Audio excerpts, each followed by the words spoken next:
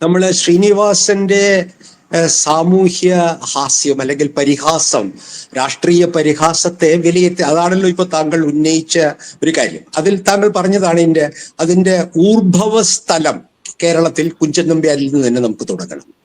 പക്ഷെ അത് വികസിച്ചത് ഒരു പക്ഷേ എന്റെയൊക്കെ വായനാശീലത്തിന്റെ ഒരു ഒരു ഒരു വസന്തകാലത്ത് വി കെ എന്നിലേക്ക് വളർന്നു. ഒരുപക്ഷെ കവിതയിൽ പോലും അയ്യപ്പ പണിക്കർ അത്തരത്തിലുള്ള രാഷ്ട്രീയ പരിഹാസത്തിന്റെയും വിമർശനത്തിന്റെയും ഒരു മൂളയുള്ള ഹാസ്യത്തിന്റെ, അതായത് അൻ ഇന്റലിജന്റ് ഹ്യൂമർ, അത് കേരളത്തിൽ വളരെ വിരളമാണ്. പ്രത്യേകിച്ച് രാഷ്ട്രീയ പരിഹാസത്തിന്റെ തീരെ നിലവാരമില്ലായ്മയുള്ള ഒരു കാലഘട്ടത്തിൽ കൂടിയാണ് കേരളം വളരെ കാലമായി പോയിക്കൊണ്ടിരിക്കുന്നത്, ഇപ്പോഴും പോയിക്കൊണ്ടിരിക്കുന്നത്.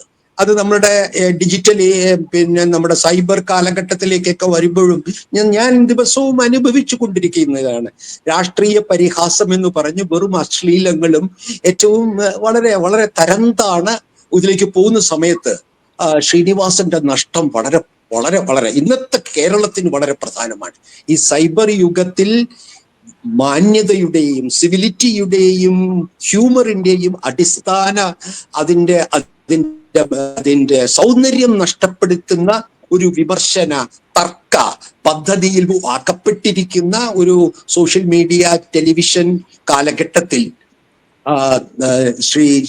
ശ്രീനിവാസനെ പോലെയുള്ള മൂളയുള്ള ഒരു തമാശക്കാരൻ, മൂളയുള്ള ഒരു രാഷ്ട്രീയ ഹാസ്യക്കാരൻ, അദ്ദേഹത്തിന്റെ നഷ്ടം ഇപ്പോൾ മാത്രമല്ല വളരെ കാലത്തേക്ക് രാഷ്ട്രീയ സമൂഹവും പൊതുസമൂഹവും സൈബർ സമൂഹവും അനുഭവിക്കും.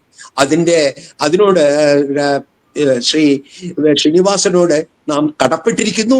നമ്മുടെ സമൂഹത്തിന്റെ ധാർമ്മികത അതിന്റെ പരിഹാസത്തിലും വിമർശനത്തിലും പോലും പുലർത്തേണ്ട നൈതികത എന്താണെന്ന് ഓർമ്മിപ്പിച്ച ഒരു ഒരു ഒരു ജീവിതമായിരുന്നു, സിനിമാ ജീവിതമായിരുന്നു ശ്രീനിവാസന്. എന്നെ വ്യക്തിപരമായി അതാണ് എന്നെ ഉലച്ചത്.